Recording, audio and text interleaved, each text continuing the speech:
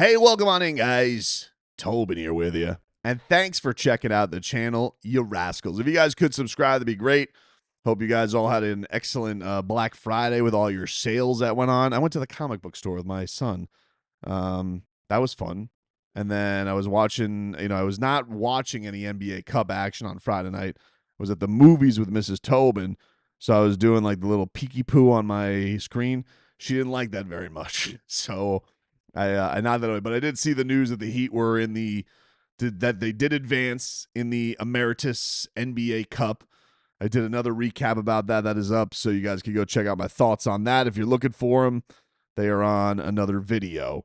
I wanted to talk about a certain somebody who did not play in the last Miami Heat game, and not by injury this time, by choice of the coach.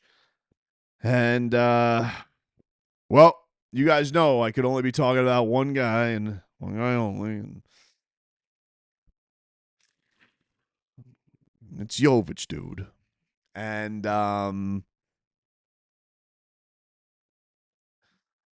obviously the season has not gone according to plan. Like you come off what was an exciting summer with the Eurobasket. Played really well. He's had one really standout game where he smoked the Blazers. He's also got a standout moment where he and Andrew Wiggins won the Cavs game. Andrew Wiggins, and Davion Mitchell won the Cavs game with that excellent inbounds play to beat the Cavaliers. But for the most part, the year was really inconsistent. And then, unfortunately, the other thing that has defined him, which is not just inconsistency, it's been injury. And all of these things being very frustrating, it has resulted in Nikola Jović now being in a spot where he's out of the rotation.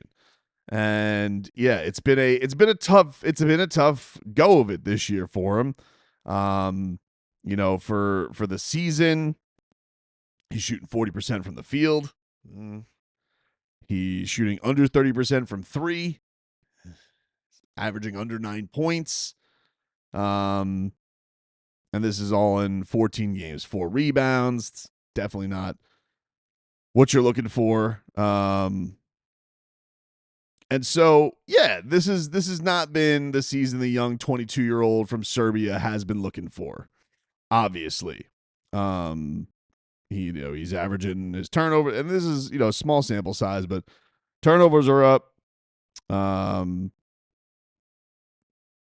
Assists about flat, rebounds a little bit up, but not ever great. Not where you need a 6'10" guy to be, I think. And the scoring is down. He was averaging over 10 points, almost 11 points a game last year. Now he's averaging under 9. So he had some quotes about this to Anthony Chiang of the Miami Herald. I'm going to read those for you here, but go check out Anthony's article because he was asked about the being taken out of the rotation. He said, quote, "I'm good. It's something that happens, I guess every season now. I'll be back. I'll get back on the court again. I'll get a chance and I'll show that I can play again. And then the circle comes around." He, dealt with this last year before he got that regular gig on the bench unit last year. He says, on even dealing with this, he said, quote, "It's still difficult. You don't want to be out. It gets a little confusing, but now it's really become a normal thing. The good thing is, as I have examples like Duncan Robinson before, who would be a big piece and then not play at all, and a lot of stuff like that. So I'm just chilling, waiting for my opportunity. I think that if I'm the 11th guy on the bench, I think we have a pretty good team," Jovic said with a smile. And a couple things have led into this. Okay, not only the inconsistent play, but unfortunately for him, then yes, he did get hurt. And that is obviously going to put you out of the mind of the coach for a little bit. When you're already like, he wasn't playing great. Now he's not here. Keyshot comes in. Keyshot has a couple of nice games. Now, not like the most efficient games in the world, but really nice performances from Keyshawn on the road trip. And then once you're healthy, everybody gets healthy. Tyler's back. Wiggins is back. Norm Powell's back. Everybody comes back, and you got to make these tough choices. And the decision that Eric Spoelstra went with the last time when he went with his rotation, and you knew somebody was going to be the odd man out, and unfortunately for Niko, it ended up being him, and Simone Fontecchio got some, token minutes in there. Now, he also did not play a ton in this performance. He only played 7 minutes, and Fontecchio has already been in a little bit of a slump. So if we were going to go and say, well, who's going to play, who's not going to play, maybe he gets the jump on Simone. I think that, I think Spose was kind of trying to find something there because Simone is kind of one of those lone volume shooting threats that the Heat can have, where if he gets hot, he can really carry a quarter for the Miami Heat. It just hasn't been there for him lately. He's just been in a slump. I think if you're going to talk about versatility, although Simone has had some good games of assists. Even the game against Dallas that I was at, like, he did not shoot it well, but I think he had like 5-6 assists in that game. What did he have? Let me look up real quick. Yeah, he had like 5 assists in 21 minutes. Like, he still did things. And, so I think Spo's just going to give like the vet the nod. And there's a little bit with the Heat where I do think with Niko that because of his age, and I'm not giving his age as an excuse for this, I'm trying to think the organization spot. Like, they've already invested in him, right? They've given him the 4-year deal, $60+ million. He is 22. And he's like, we've always said this with Niko, right? Like, I understand that I have greatly praised him up and down and, not only ridden the hype train, I think I've built the hype train and threw the coal into the furnace so it was chugging along strong. I mean, I bought an annual pass to the stupid Eurobasket 1891 courtside. So obviously everybody knows I am a huge fan of Niko and want to see Niko work out. But I'm not sitting here saying that there's some kind of injustice going on. Like, I think everything with the Heat, how they've been playing, with the decisions that have been made, I understand why they're at where they're at right now. I understand why Spo isn't playing him. He was inconsistent. He was injured. And, if you're going to get on Khalil Ware's ass about energy and consistency and rebounding and doing all those things, you can't not have the same rules for Nikola Jović. That's not fair. And he hasn't locked into that. Now, the thing that was really discouraging about his play was not really the missed shots for me. It was the last couple of games before he got hurt. And I don't know when this injury occurred, but the last couple of games where he started fouling like crazy, those to me, I was like, who is this? Like, this guy just very clearly, because he was not a guy that was doing that. Like, you could go back and look at some of these games and, couple fouls. And then he just had this jump once we got to November, where he had like 3 games where he had 5 fouls, and you're just like, what? And the ones that stuck out were the Cavs and the Knicks games, and you're just like, come on, dude, you can't.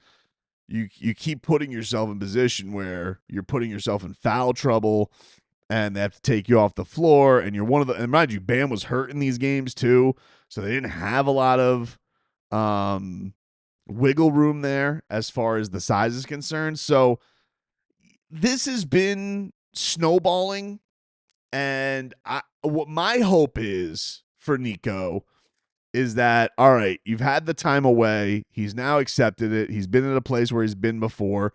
The good news about this is the last time when this happened where, he had 6 straight DNP CDs last year, comes back, finds the niche role, and then kind of takes off a little bit up until he breaks his hand, which was really unfortunate for the Heat. Season of hell. The unfortunate thing for him this year is Jaime Jaquez, has really taken over as the sixth man on this team. Six-man ball handler, six-man shot attempts, all those types of stuff. So, look, it's hard to think of it like this, but if anybody could use Jaime Jaquez missing a game if he is out by injuries, it probably is Niko. Because if there was one thing that I whiffed on and was completely wrong on is if you told me who was going to have the bigger impact on this season and you said it's going to be Niko or Jaime, I would have laughed you off the out of my face that you would have said it would have been Jaime Jaquez Jr. over Niko. And I mean, look at their years. I mean, they've been polar opposites, Jaime, who went through a lot, and it's good and it's bad for Niko because it's like you don't want to hear it because I know how prideful he is and that he wants to get his career off the ground. But on the good side of it, hey, you saw what Jaime went through last year. He's older than you. Even if it was just his second NBA year, and this is Niko's fourth.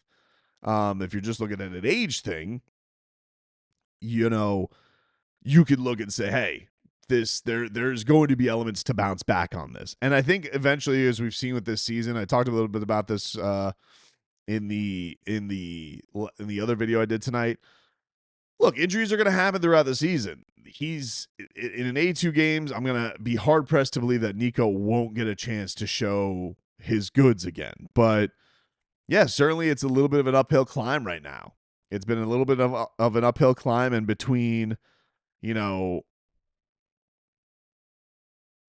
Jaime kicking ass the way that he has, the injuries from Niko, the fouling from Niko, and quite frankly, just the not making shots, the turning the ball over, just all around poor play for the majority of the season.